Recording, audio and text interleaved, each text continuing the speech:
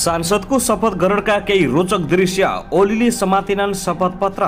रवि लामिछानेलाई अन्तर्वार्ता दिन भ्याइ नभई प्रचण्डलाई प्रधानमन्त्री बनाउन देउबा अन्ततः सकारात्मक। बालुवाटारमा प्रचण्ड काङ्ग्रेसले सरकार चलाइसक्यो, अब मेरो पालो। लगातार 2 दिन भेट भएको एमाले अध्यक्ष ओली र प्रचण्डबीच के छ त सम्भावना? वाम एकता होला, सरकार हाम्रो प्राथमिकता विषय होइन। जसपा अध्यक्ष उपेन्द्र यादव मध्यरातमा भेटेको विषयमा ओलीलाई उपेन्द्र यादवले सरकार गठनको केन्द्रमा माओवादी केन्द्र। गठबन्धन कुनै पनि हालतमा भत्काउने नेकपा एमालेको प्राथमिकता। नेतात्रय बीच आज पनि छलफल हुँदै सरकार गठनका लागि प्याकेजमा सहमतिको प्रयास। सत्ता गठबन्धनमा शक्ति बाँडफाँडबारे छलफल सुरु। बिरामी माधव कुमार नेपाल पनि पुगे बालुवाटार। केपी शर्मा ओली झलनाथ खनाल र प्रचण्डको अन्तरङ्ग कुराकानी। वाम गठबन्धनको सरकार कति छ सम्भव? उपेन्द्र यादवले भेटे केपी ओली, सत्ता समीकरणबारे छलफल। माओवादीमा निरन्तर प्रचण्डको अनुमोदन। अध्यक्ष ओलीसँग किन भेटे उपेन्द्रले? जनादेशलाई कदर गर्दै अगाडि बढ्ने नेकपा एमाले सचिवालय बैठकको अन्तिम निर्णय। काङ्ग्रेस संसदीय दलको नेतामा गगन थापा हार्नुका यी 5 कारण। प्युठानमा मह उत्पादन नभएपछि मौरी पालक चिन्तित। अध्यादेश विरुद्ध राष्ट्रपति भण्डारीले चालिने यस्तो कदम अब कसले पास गर्ला? अध्यादेश। राष्ट्रपति भण्डारीको पनि मागको अन्तिममा पद जाने। राजनीतिक स्थायित्वको लागि एमाले काङ्ग्रेसको सरकार आवश्यक छ। एमाले नेता सूर्य थापा। सन्दीप लामिछानेबारे आयो निकै ठुलो खबर। सन्दीप लामिछानेको पुनरावेदन पेशी आज। के आउला निष्कर्ष? यसबारे सम्पूर्ण जानकारी। सन्दीप लामिछानेको पुनरावेदन मुद्दामा आज पेशी तोकियो। वकिल भन्छन् यस्तो धरोटीमा छुट्न सक्ने सम्भावना कति? संसदीय दलको निर्वाचनमा हारेका गगन थापाले गरे सरकारमा नजाने घोषणा। कुनै पनि मन्त्री नखाने, पार्टीभित्रै रहेर काम गर्ने, तर मन्त्री बन्न देखिए अनिच्छुक। विश्वप्रकाश शर्मा पनि सरकारमा नजाने घोषणा।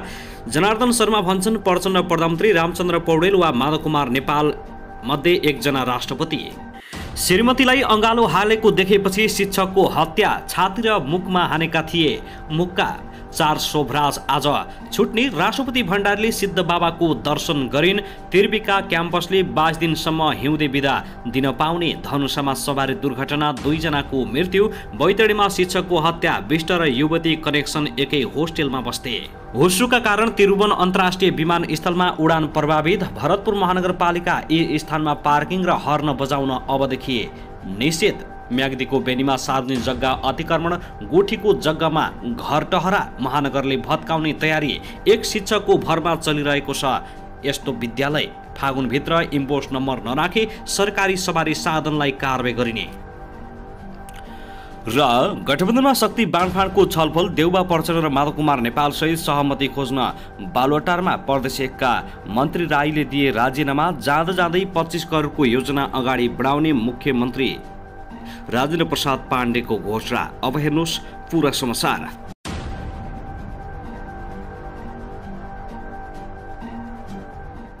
दर्शक नमस्कार। युट्युब च्यानल नेपाली खबर मिडियामा तपाईहरूलाई हार्दिक स्वागत छ। यदि हाम्रो च्यानललाई अहिलेसम्म सब्स्क्राइब गर्नुभएको छैन भने सब्स्क्राइब गरी नजिक रहेको बेल आइकन दबाई हामीसँग जोडिनुहोला। दर्शक सदा झैं आज पनि हामी तपाईहरुमाझ देशभरका विभिन्न खबरका साथ उपस्थित भइसकेका छौं। यो भिडियोलाई अन्तिमसम्म हेरी हामीले साथ दिनुहोला। दर्शक हाम्रो मेहनतको लागि एउटा सानो लाइक गर्न भनी नभुल्नुहोला। कहाँ हेर्दै हुनुहुन्छ, के भन्न चाहनुहुन्छ, तपाईको मनमा लागेका प्रतिक्रिया अवश्य पनि कमेन्ट गर्न नभुल्नुहोला। दर्शक के तपाईँ हाम्रो च्यानलमा नियमित श्रोता हुनुहुन्छ? यदि नियमित हुनुहुन्छ भने तल कमेन्ट बक्समा नियमित अथवा रेगुलर लेख्नुहोस्। नयाँ हुनुहुन्छ भने सब्स्क्राइब गरी जोडिनुहोस् ताकि नयाँ अपडेटका साथ हामी तपाईहरुमाझ हरपल उपस्थित हुने गर्दछौँ। हाम्रा अपडेटहरू तपाईहरूलाई के कस्तो लागिरहेका छन्, सल्लाह सुझाव प्रतिक्रिया कमेन्ट बक्समा छोड्न नभुल्नुहोला। दर्शकबिन आउनुहोस् आजको पहिलो खबरतर्फ लागौं। नवनिर्वाचित संघीय सांसदहरूले शपथ ग्रहण गरेका छन्। नवनिर्वाचित 275 सांसद मध्ये ज्येष्ठ सदस्य पशुपति शमशेर जबराले 274 सांसदलाई पद तथा गोपनीयताको शपथ गराएका हुन्। ज्येष्ठ सदस्य जबरालाई राष्ट्रपति विद्यादेवी भण्डारीले हिजो बुधबार शपथ गराएका थिइन्। सचिवालयका सहायक प्रवक्ता एवं सूचना अधिकारी दशरथ धमलाले 26 जना सांसदले विभिन्न 14 वटा मातृभाषामा शपथ ग्रहण गरेको जानकारी दिएका छन्। बाँकी सांसदले नेपाली भाषामा शपथ ग्रहण गरेका हुन्। नेकपा एमालेका सांसद सराज अहमद आरुकीले उर्दूमा, नेकपा माओवादी केन्द्रका सांसद हितबहादुर तामाङले तामाङमा र सांसद दुर्गा राईले कोयु मातृभाषामा शपथ ग्रहण गरेका छन्। त्यसैगरी जनता समाजवादी पार्टीका सांसदहरू प्रदीप यादव र रामसहायक यादवले भोजपुरी, रञ्जु कुमारी झाले मैथिलीमा शपथ ग्रहण गरेको सहायक प्रवक्ता धमलाले जानकारी दिएका हुन्। त्यस्तै नेपाली काङ्ग्रेसका सांसद कान्तिका सेजुवालले खस भाषा र नागरिक उन्मुक्ति पार्टीका सांसदहरू अरुण कुमार चौधरी, रञ्जिता श्रेष्ठ चौधरी, गङ्गाराम चौधरी डरौलाले थारू भाषामा शपथ ग्रहण गरेका छन्। साथै स्वतन्त्र सांसदहरू लालबिल चौधरीले थारू र किरण कुमार शाहले संस्कृत भाषामा शपथ ग्रहण गरेका छन्। त्यसैगरी जनमत पार्टीका सांसदहरू विनिता कुमारी सिंह, चन्द्रकान्त राउत, अनिता देवी मधेसी भाषा र सोनु मुर्मुले सन्याली भाषामा शपथ ग्रहण गरेका छन्। त्यस्तै राष्ट्रिय स्वतन्त्र पार्टीका सांसदहरू सुमना श्रेष्ठले नेपाल भाषा, मनिष झाले मैथिली, लक्ष्मी तिवारीले अवधि, अशोक कुमार चौधरीले थारू र असीम शाहले नेपाली र मुस्लिममा शपथ लिएका छन्। त्यस्तै नेकपा माओवादी केन्द्रका सांसदहरू मीना तामाङ र सूर्यमान तामाङ दोङले तामाङमा शपथ लिएका छन्। त्यसैगरी नेकपा माओवादी केन्द्रको चुनाव चिन्ह लिएर निर्वाचित भएका सांसदहरू महेन्द्र राई यादवले हिन्दीमा, रूपा सोशी चौधरीले थारू र उमरावती देवी यादवले भोजपुरीमा शपथ खाएका छन्। त्यसैगरी आउनुहोस् अब अर्को खबरतर्फ लागौँ। बैतडीमा शिक्षकको हत्या गरेको आरोपमा पक्राउ परेका बोहरा दम्पतिलाई प्रहरीले सार्वजनिक गरेको छ। बिहीबार पत्रकार सम्मेलन गरेर जिल्ला प्रहरी कार्यालय बैतडीले अभियुक्त दयलाई सार्वजनिक गरेको हो। प्रहरीका अनुसार सुर्निया गाउँपालिका 2 ग्वानी घर भई पाटन स्थित कृष्ण माविका शिक्षक विष्टको हत्या आरोपमा प्रहरीले पुरचौडी नगरपालिका 3 नदेउकी बिमला बोहरा र उनका श्रीमान पर्जा बोहरालाई पक्राउ गरेको थियो। हिजो उनीहरूलाई पक्राउ गरिएकोमा आज प्रहरीले सार्वजनिक गरेको छ। बिमला बोहरा कृष्णमावि पाटनको छात्रावासमा बसेर अध्ययन गर्दै आएकी थिइन् भने उनी कृष्ण माविमा कम्प्युटर डिप्लोमा अध्ययन गरेकी थिइन्। पौष 1 गते राति शिक्षक विष्टले बिमला बोहरामाथि अभद्र व्यवहार गरेको र त्यसपछि आफूले उनको हत्या गरेको पर्जाले स्वीकार गरेको प्रहरीले जनाएको छ। पुष 1 गते राति बिमला बोहरा शौचालय जान्छु भनेर बाहिर निस्केकी रहेछन्, तर ढिलो गरेपछि प्रजापतिले खोजी गर्दा शिक्षक विष्टले अङ्गालोमा देखेछन्। त्यसपछि पर्जाले विष्टलाई मुक्का हानेर ढलाएको बताएका छन्। पर्जाले विष्टको छाती र मुखमा हानेको जिक्र गरेका छन्। जिल्ला प्रहरी कार्यालयका प्रमुख प्रहरी नायब उपरीक्षक प्रेमबहादुर शाहीले भने त्यस्तै छात्रावासमै हत्या गरेका विष्टको सपलाई घटना लुकाउन छात्रावासको पछाडि 2 जना मिलेर फालेको प्रहरीको अनुसन्धानले देखाएको छ। घटनाका अभियुक्तमाथि 10 दिनको म्याद थपेर अनुसन्धान हुने प्रहरीले जनाएको छ। शिक्षक विष्टको शव पुष 2 गते दिउँसो फेला परेको थियो। मृतकका आफन्तले उनको हत्या भएको आशंका गरेपछि प्रहरीले घटनाको अनुसन्धान थालेको हो। सो घटनाको अनुसन्धानका लागि सिआइबीको टोली समेत बैतडीमा पुगेको थियो। दर्शकबिन त्यसैगरी आउनुहोस् अब अर्को खबरतर्फ लागौँ। नेकपा माओवादी केन्द्रका अध्यक्ष पुष्पकमल दाहाल प्रचण्डले अबको सरकार अहिलेकै गठबन्धनबाट हुने बताएका छन्। प्रतिनिधि सभा सदस्यका रूपमा बिहीबार शपथ ग्रहण गरेपछि संसद भवन नयाँ बानेश्वरमा पत्रकारहरूसँग संक्षिप्त कुराकानी गर्दै दाहालले गठबन्धन सहज रूपमा अगाडि बढेकाले अब सरकार पनि गठबन्धनबाटै हुने जिकिर गरेका हुन्। माओवादीले एमालेसँग मिलेर सरकार बनाउने चर्चा भइरहेका बेला दाहालले प्रतिनिधि सभाको सदस्य भएकै दिन गठबन्धनले निरन्तर पाउने बताएका छन्। उनले भने सबै प्रक्रिया सहज ढङ्गले अगाडि बढेको छ। संघ, प्रदेश र स्थानीय तहको चुनाव शान्तिपूर्ण रूपमा सम्पन्न भयो। आज शपथ ग्रहण पनि बडो राम्रोसँग भयो। उत्साहको वातावरण बन्यो। सरकार पनि त्यसै गरी बन्छ र काम अगाडि बढ्नेछ। सरकार गठनका लागि गठबन्धन फेरिन्छ कि फेरिँदैन भन्ने प्रश्नमा दाहालले भने यही गठबन्धनले सरकार बनाउनेछ। कसको नेतृत्वमा अबको सरकार बन्ने भन्ने विषयमा दाहालले ठोस जवाब दिएका छैनन्। प्रधानमन्त्रीमा आफ्नो समेत दाबी पेश गरिरहेका दाहालले सरकारको नेतृत्व बारेमा छलफल भइरहेको जानकारी दिएका छन्। सुरुमा प्रधानमन्त्री तपाईँ हो कि देउवा भन्ने प्रश्नमा जवाब दिँदै प्रचण्डले भने हामी सल्लाह गर्दैछौँ। साथै आउनुहोस् अब अर्को खबरतर्फ लागौँ। राष्ट्रिय स्वतन्त्र पार्टीका सभापति रवि लामिछानेले आगामी सरकारको नेतृत्वमा आफ्नो पार्टीको पनि दाबी रहने सङ्केत गरेका छन्। उनी सरकारको नेतृत्व राष्ट्रिय स्वतन्त्र पार्टीले गर्न सक्ने सम्भावनाबारे पनि छलफल गरिरहेको बताएका हुन्। आज सांसदको शपथ ग्रहण समारोहमा जाने क्रममा पत्रकारहरूले लामिछानेलाई घेरेर विभिन्न प्रश्न सोधेका थिए। आफ्नो नागरिकता र पासपोर्टका विषयमा सोधिएको प्रश्नमा उनले यी विषय न्यायालयमा रहेको भन्दै बोल्न मानेन। राजनीतिक प्रश्नको चाहिँ खुलेर जवाब दिए। लामिछानेलाई ठूला दलका पुरानै नेताले नेतृत्व गर्ने अवस्थामा रासोपा सरकारमा जान्छ कि जाँदैन भनेर सोधिएको थियो। उनले त्यस्तो सम्भावनालाई इन्कार गरेनन्। उनले भने आम नागरिकले मत दिएर विश्वास गरेर उहाँहरूलाई जिताइसकेपछि हामीले जनमतको कदर नगर्ने कुरा आउँदैन। यद्यपि आफ्नै पार्टीले सरकारको नेतृत्व गर्ने भित्री चाहना पनि लामिछानेले प्रकट गरेका छन्। उनले थपै अबको छलफल कुन ढङ्गले अगाडि बढ्छ भन्न सकिन। हामीलाई सरकार बनाउन पुग्ने जनमत त छैन। यद्यपि कसैलाई पनि बहुमत नआएको परिपक्षमा चौथो ठूलो दलको हैसियतमा कुनै ढङ्गबाट हामीले नै नेतृत्व गर्न सक्ने अवस्था रहन्छ कि भन्नेलाई पनि छलफलको विषय बनाएका छौँ। बाँकी हेर्दैछौँ। यद्यपि जनमतका आधारमा ठूला राजनीतिक दलले नै सरकार चलाउने पहिलो हक राख्ने उनको भनाइ छ। राजनीतिक दलहरू अन्यायको बन्दी बन्नु नहुने लामिछानेले जोड दिएका छन्। साथै आउनुहोस् अब अर्को खबरतर्फ लागौं। प्रतिनिधि सभाका नवनिर्वाचित सांसदहरूको स्वागत तथा सम्मानमा संघीय संसद सचिवालयले जलपान समारोहको आयोजना गरेको छ। नवनिर्वाचित सांसदहरूको शपथसँगै लगतै नयाँ बानेश्वर स्थित संसद भवन परिसरमा सचिवालयले जलपान समारोह आयोजना गरेको थियो। जलपान समारोहमा सबै दलका शीर्ष नेताहरूको सहभागिता रहेको थियो। समारोहमा शीर्ष नेताहरूबीच सौदार्यपूर्ण ढङ्गले वार्तालाप समेत भएको देखिन्थ्यो। जलपान समारोहमा नेकपा एमाले अध्यक्ष केपी शर्मा ओली र माओवादी केन्द्रका अध्यक्ष पुष्पकमल दाहाल प्रचण्ड एउटै सोफामा देखिन्थे। प्रधानमन्त्री शेरबहादुर देउवा पनि लहरै बसेका थिए। अध्यक्ष दय ओली र दाहाल बीच सौदार्यपूर्ण रूपमा वार्तालाप भएको बताइएको छ।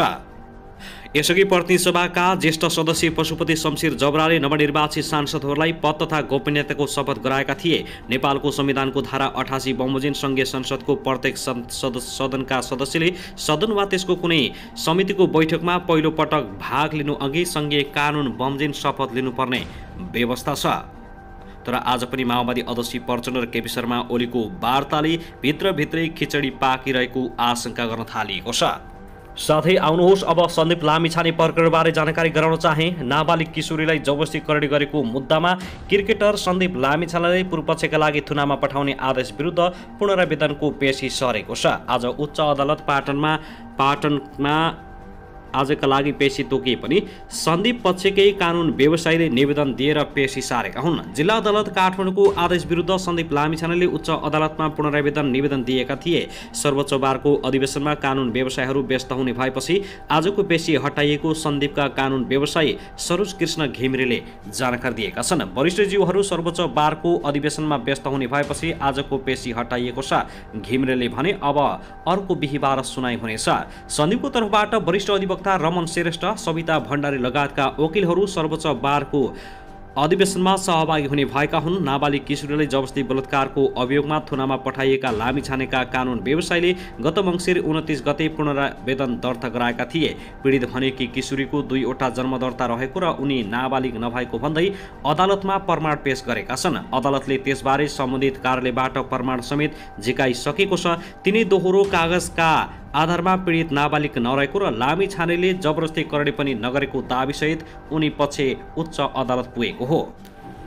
त्यसैगरी आउनुहोस् अब अर्को खबरतर्फ लागौं। नेपाली कांग्रेसका महामन्त्री गगन कुमार थापाले आफू सरकारमा सहभागी नहुने बताएका छन्। बुधबार संसदीय दलको निर्वाचनमा पार्टी सभापति शेरबहादुर देउवासँग पराजित भएपछि महामन्त्री थापाले सञ्चारकर्मीमाझ यस्तो बताएका हुन्। आफ्नो प्रयास भने पार्टी संसदीय दलको नेता बन्न नै केन्द्रित हुने उनको भनाइ थियो।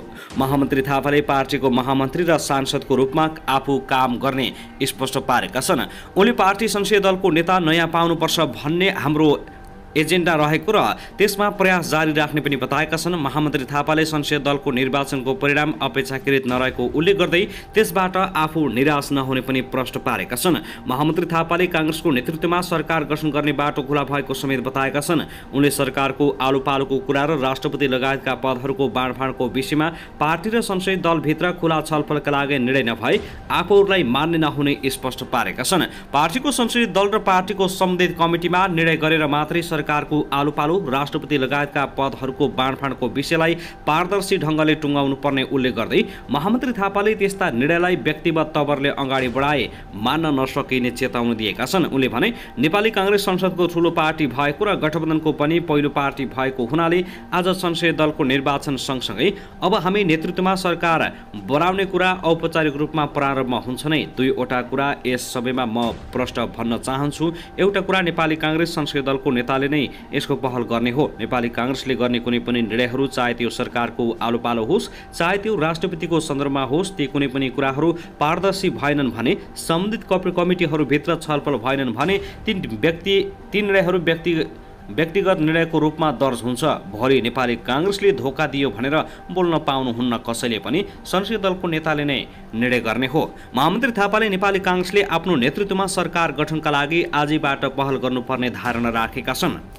साथै आउनुहोस् अब अर्को खबरतर्फ लागौ। काठमाडौँ महानगर प्रहरीका सही लोकनाथ चुडालले नगर प्रहरीको नेतृत्वप्रति असन्तुष्ट जनाउँदै मङ्गलबार पदबाट राजीनामा दिए। चुडालको राजीनामासँगै महानगर प्रहरीभित्रको विवाद सतहमा आयो। चुडालले राजीनामा बुझाए पनि स्वीकृत भने भएको छैन।